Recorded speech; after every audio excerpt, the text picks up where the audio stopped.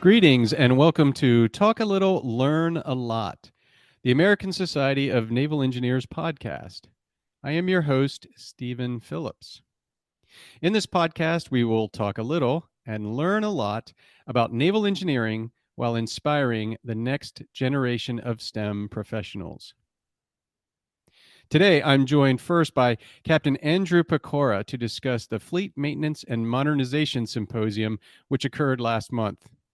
If interested, I recommend listening to episode 6 with Jessica Galassi, during which we introduced FMMS 24, and the last episode, episode 10, in which Cheryl Jordan and I talked about the innovation theater at the event. We'll return to that topic today to highlight some of the innovation theater speakers and topics, but first, to introduce this guest. Raised in Baltimore, Maryland, Captain Andrew Pecora is a 1996 graduate of the U.S. Coast Guard Academy. He received BS degrees in naval and mechanical engineering. Following graduation, he served aboard the U.S. Coast Guard cutter Vigilant in Port Canaveral, Florida, as a student engineer, deck watch officer, and damage control assistant. In 1998, he attended the University of Michigan and earned a Master of Science in Naval Engineering and Manufacturing. From 2000 to 2004, he served as Port Engineer and Executive Officer of Naval Engineering Support Unit Honolulu, overseeing cutter, dockside, and dry docks. Taking a short walk across the pier, he went on to serve as Engineering Officer of the U.S. Coast Guard cutter Jarvis. Over the next 3 years, he served as Engineering Officer of Sector Field Office, Atlantic City, New Jersey, where he was responsible for operations assessments of small boats, patrol boats, and facilities infrastructure. In 2008, he attended George Washington University and earned an MS in Project Management. From 2011 to 2014, he went on to serve as Deputy Program Manager in the National Security Cutter Acquisition Program at Coast Guard Headquarters. This was a $5 billion program to recapitalize the high-endurance cutter fleet. Following those duties, he served 3 years as Logistics Chief and Commanding Officer of Military Personnel at Sector Miami, in one of the highest operational tempo and dynamic operational environments at the time. From 2014 to 2017, he served as the Surface Forces Logistics Center Patrol Boat Product Line Manager, responsible for sustaining a fleet of over 120 patrol boats from Guam to Bahrain. Between 2017 and 2018, he attended senior service school at the National Defense University Eisenhower College, where he earned a master's degree studying interagency joint force strategies and resource management. Captain Pecora is a registered professional engineer in Virginia, a certified project management professional, and a Level 3 acquisitions program manager. Captain Andrew Pecora assumed command of the Surface Forces Logistics Center on June 14, 2023. Captain Pecora, Drew, thank you for joining me on Talk a Little, Learn a Lot. Well, thank you, Dr. Phillips. And is it okay if I call you Stephen? Oh, indeed. Wow. I will say that all you mentioned in my bio just means that I'm old and been doing this for a long time. So, thank you for that. Summing up a 28-year career is not easy, but thank you very much for that introduction. Yeah, indeed. It's important for the audience to connect with you is we want to understand what was your journey, especially your journey in terms of naval engineering. And so in that vein, let me start with my first question, Drew. It's always the first question I ask everybody on Talk a Little, Learn a Lot. Presumably, everyone connected with the organization has a passion for naval engineering, something that connects them to the American Society of Naval Engineers. What is it for you? Well, Stephen, I initially joined ASNE as a student at the U.S. Coast Guard Academy. And like most immature 20-year-olds, I let my membership lapse during my junior officer time. But luckily, I had a mentor to invest in me when I was a senior lieutenant and ready to make lieutenant commander, where I rejoined ASNE and has been a member ever since for the last 18 years. So I wish I had had that mentor earlier in my career to stress the importance of professional organizations such as ASNE, because ASNE offers a tremendous amount of opportunity for collaboration and relationship building. I've met so many diverse people in the field of naval engineering, whether that be the Navy, industry, or government agencies in all fields from the technical to training to policy. ASNE has people in our profession of naval engineering who have similar challenges, have developed best practices, and have developed lessons learned. All that is what connects me to ASNE. Do you have a favorite sea story from your career in naval engineering? A story that you would tell your grandchildren or maybe that you would use to inspire younger engineers? Wow, where do I start? Going to sea, being at sea, and serving at sea brings back so many awesome memories. And I sort of want to share two, if that's okay, because one might not count because I was actually a cadet at the academy, but it had such an impact on me. And it is sort of funny. It was 1995, and I was assigned to the 110-foot patrol boat Pea Island out of Mayport, Florida. The crew size was 18, and we were somewhere off the coast of Key West doing drug interdiction. I was close to having my engineering qualification. The chief engineering petty officer aboard was starting to give me more latitude in each of my watches, but on this particular night, he was going to give me a little bit more slack or latitude, if you will. So I was on the 20 to 2400 watch doing rounds in the engine room like I was supposed to do. On one particular round, I opened up the watertight door and saw the engine room filled with smoke. I quickly ran to the mess deck, which was right around the corner, got the chief, and told him what was going on. Thinking I was a 20-year-old expendable cadet, what did that chief petty officer do? Well, he took a PKP cylinder from the mess deck, shoved it in my gut, and then pushed me into the engine room, sort of using me like a human shield. All I remember was my eyes were burning. I was coughing, but I was spraying that PKP powder everywhere, trying to put out that fire. So, long story short, is we limped back into Key West and proceeded to spend the next week doing maintenance, repairing that generator. I learned so much from that hands-on experience, rebuilding that generator. So, at the end of the day, that's actually what solidified me knowing I wanted to be an engineer. So my second story is a little bit later in my career, and it's about me using my engineering degree and actually putting pen to paper. And it wasn't so much about wrench turning. I was the chief engineer on the high endurance 378-foot cutter Jarvis. We were on a 3-month deployment operating up in the Bering Sea doing fisheries and law enforcement boardings. It was dusk, and it's probably only about 4-foot seas. We had just sent a 7-person boarding team on a motor lifeboat to do a fisheries boarding. They were coming back, and then a rogue 8-foot wave from the stern flipped them over into the frigid waters. Long story short is because I was the engineer officer, I was responsible for doing a mishap analysis board. I actually ended up using my naval engineering degree in that investigation to perform stability calculations and explain why and how the boat flipped and how that particular motor lifeboat was not rated for the sea state that it should have been. Ultimately, my report was used to drive modifications fleet-wide to improve the safety and stability of that boat. Wow. I like both of those stories. Right on. Well, let's shift now to talk about the Fleet Maintenance and Modernization Symposium. You were the keynote speaker, and we'll get to that in a second. First, if you would, describe for those who may not have been there the Innovation Theater and the events that were hosted there during the symposium. Wow. Innovation Theater is just such a cool atmosphere. It's on the convention floor. It's well laid out, sort of quarantined off. So sort of like an open air auditorium. It sort of creates, in my opinion, a more energetic vibe and environment, if you ask me. People can walk by, hear what you're talking about, and pop in. With its size set up for about 100 people, you get a more personalized feel with the audience. It's a little different than the large auditorium where the keynote speakers, where the admirals present, which is kind of more like a lecture hall. And at the Innovation Theater, the events were an awesome mix of speakers, active duty, civilian, government, industry, military. Some presentations were from a solo speaker, and others were more like a panel format.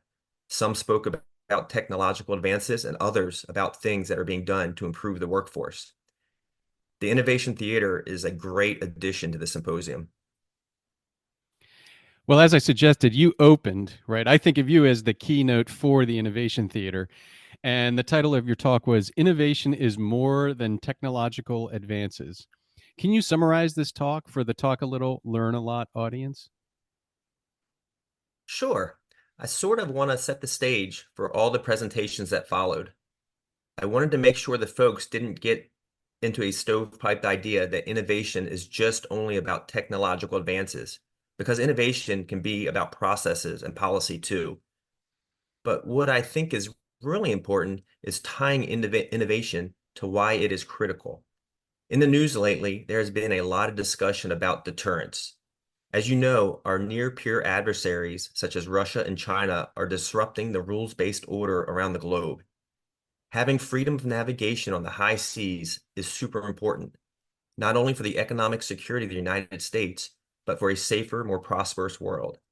We don't want to have a war with those adversaries, but we need to be prepared, and hopefully a large enough deterrent can make them behave properly on the world stage and not cause them to provoke us or our allies.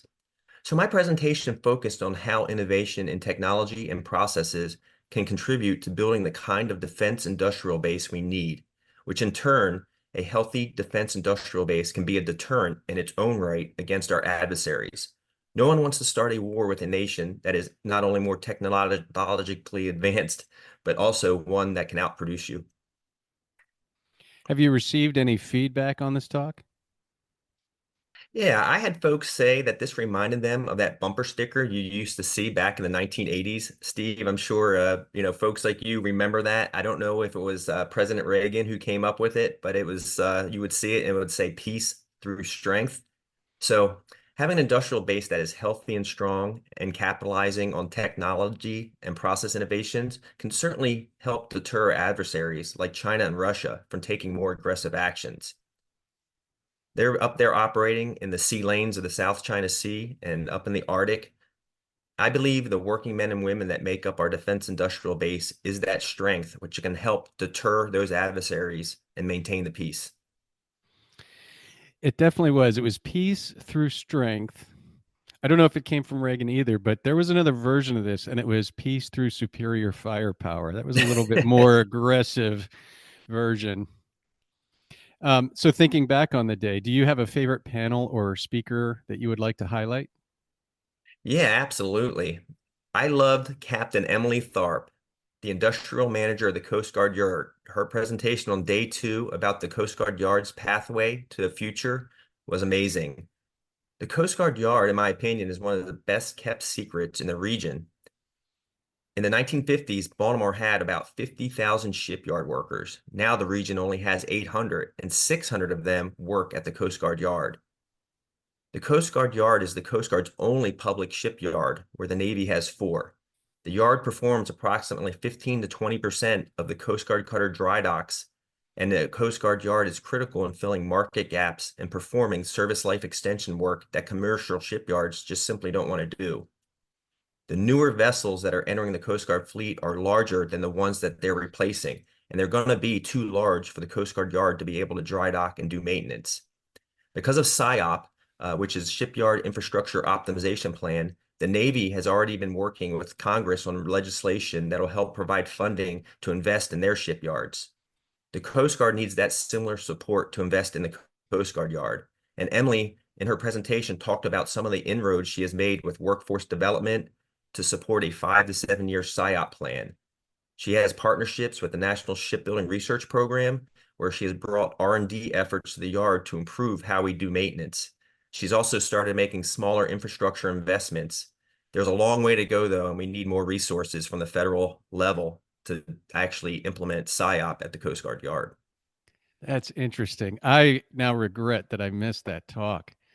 On a side note, I was talking with my parents the other day, and my dad said they were coming over the Chesapeake Bay Bridge, and you know what they saw underway as they were crossing the bridge was the Coast Guard bark Eagle. So she must be heading up there to the shipyard, I'm guessing. He said that she was She not under sail, she was under power, but yeah. she is. We dry dock her every so often. We have the only workforce that can work on a vessel of that age. She has rivets, so it's a special skill set. So she is coming up here for a dry dock availability to get maintenance. Yeah. My son is a Naval Academy graduate, class of 17, and he was actually able to do a midshipman cruise on there. He was one of like six Naval Academy midshipmen that were welcomed aboard. So, what a beautiful ship, and what a Mm. great part of the experience I know of being at the Coast Guard Academy. Um, well, Drew, let me ask you this. Is there a talk that left you wanting more, something that's going to lead you to more research, or that you want to reach out to the speaker for more information? Yes, on day one, I saw a great duo, Dr. Kevin Genson of NAVC 05T and Lieutenant Commander Armstrong, the U.S. Coast Guard Cutter SME, subject matter expert on additive manufacturing. This is just one example of the great ongoing collaboration between Coast Guard and Navy in 3D printing. I don't know much about 3D printing, but the presentation talked about the different substrates that are being used, the advances from plastics to composites to the use of metal now. It was fascinating when they spoke about the pluses and minuses of the different fusing or bonding processes, the procedures in the work to streamline the qualification of printed parts, and also the various applications of those parts. They discussed the opportunities where Navy and Coast Guard can have a shared common repository of tech data to produce parts that both organizations use. So additive manufacturing can be a game changer, especially in a contested logistics environment. That presentation was fantastic. What would you like to see included in the Innovation Theater next year in 2025? You know, I felt there was a tremendous focus on ship repair and thus the sustainment of ships and cutters. That was great. However, I did not see much focus on new construction. The ability to sustain ships starts in that design and production phase. I think that can probably be a larger part and a bigger focus in 2025. Okay, and let's talk about the larger FMMS. What else did you enjoy about the symposium this year, and what elements should the organization keep for 2025? Yes, the Coast Guard was able to use one of the days at FMMS to have a separate conference room to do strategic engagement with industry. We had close to 40 reps from industry meet with our requirements folks, our Coast Guard contracting officials, and we discussed how they can do business better with the Coast Guard. We also discussed how we can better structure our contracts for the request for proposal process and how we can better award and execute those contracts. We learned so much from those engagements with industry. It just continues to highlight the benefits of FMMS because of all that collaboration. And Drew, how about you professionally, personally, and professionally right now? Is there any exciting work that you have going on that you can share with the Talk a Little, Learn a Lot audience?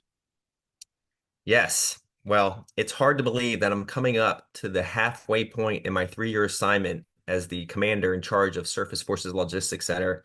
And then at the end of this, that puts me at my 30 years of active duty service in the Coast Guard.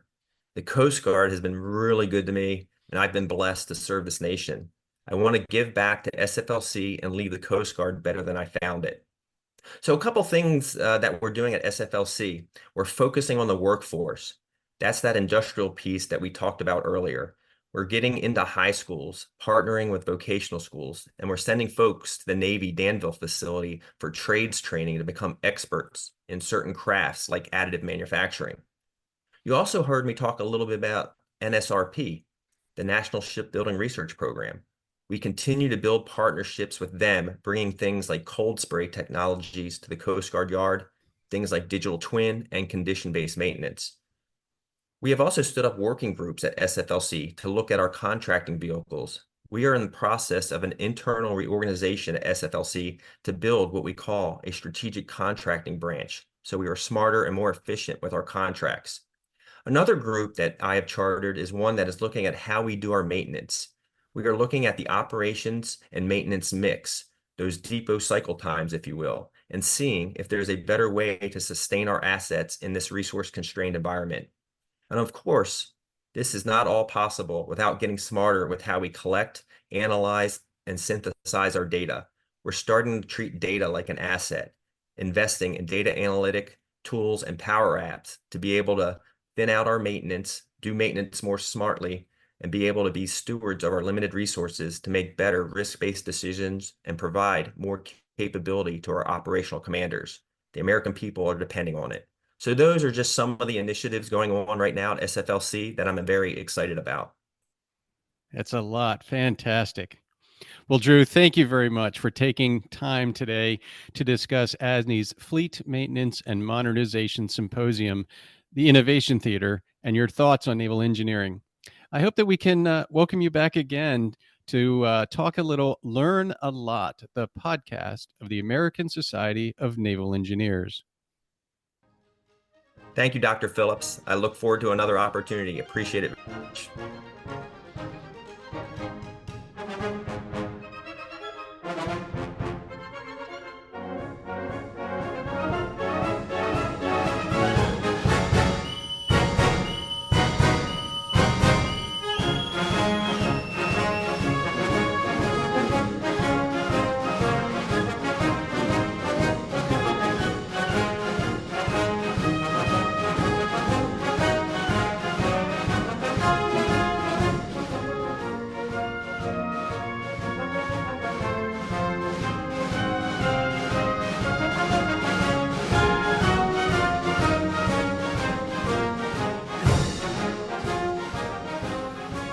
It's funny, Drew. I have a story similar to yours. I was auxiliaries officer on the USS Harlan County, a Newport class LST, auxiliaries and electrical officer, A&E. And we had to change out a switch in the switchboard in main control.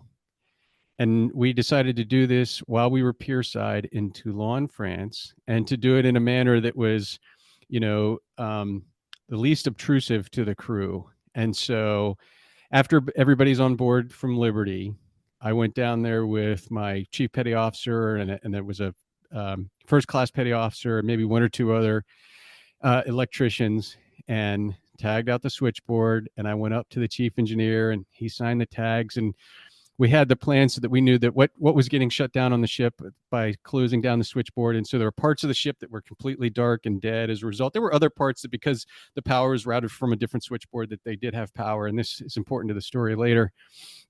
So we opened up the panel, we replaced the switch. I go back up to clear the tags. The chief engineer signs the tags. I go back down, I hand the thing, the tags are getting tagged out, and of course they're going to do the test. And so now I go back up to the chief engineer stateroom, and in the wardroom and in his space, the lights were out. And I walk in and I said, "Hey, sir, yeah, so they're going to turn it on here any second now." And we're sitting, boom, all of a sudden the power comes back on. And he goes up, he goes, "Yeah, there they go, they did it." And then all of a sudden it goes, brrr, and it goes back down again. And I was like, "Oh no." And he started laughing like something's gone wrong. So I turn around and I zip back down, a couple decks down. So now, and I was going through darkness, with just battle lanterns. And then I'd go through a section where we had some light, and then another section with darkness and battle lanterns.